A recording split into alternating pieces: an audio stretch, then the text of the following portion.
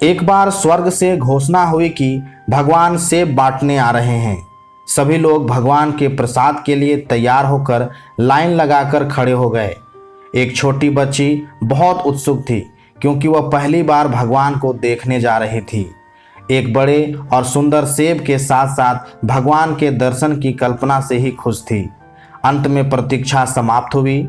बहुत लंबी कतार में जब उसका नंबर आया तो भगवान ने उसे एक बड़ा और लाल सेब दिया, किंतु जैसे ही उसने सेब पकड़कर लाइन से बाहर निकली, उसका सेब हाथ से छूटकर कीचड़ में गिर गया। बच्ची उदास हो गई।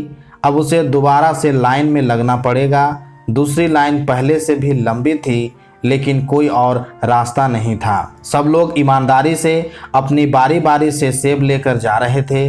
अंततः वह बच्ची फिर से लाइन में लगी और अपनी बारी की प्रतीक्षा करने लगी। आधी कतार को सेब मिलने के बाद सेब खत्म होने लगे। अब तो बच्ची बहुत उदास हो गई। उसने सोचा कि उसकी बारी आने तक तो सब सेब खत्म हो जाएंगे, लेकिन वह ये नहीं जानती थी कि भगवान के भंडार कभी खाली नहीं होते।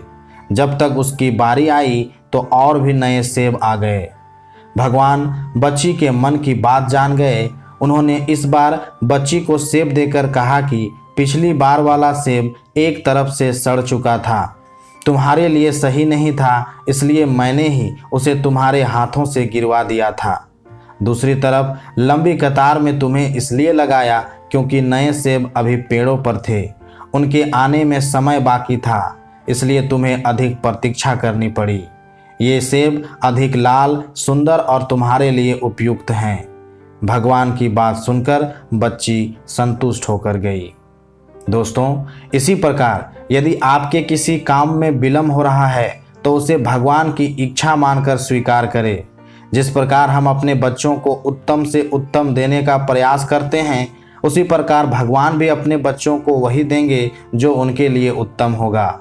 ईमानदारी से अपनी बारी की प्रतीक्षा करें। ईश्वर से शिकायत क्यों है?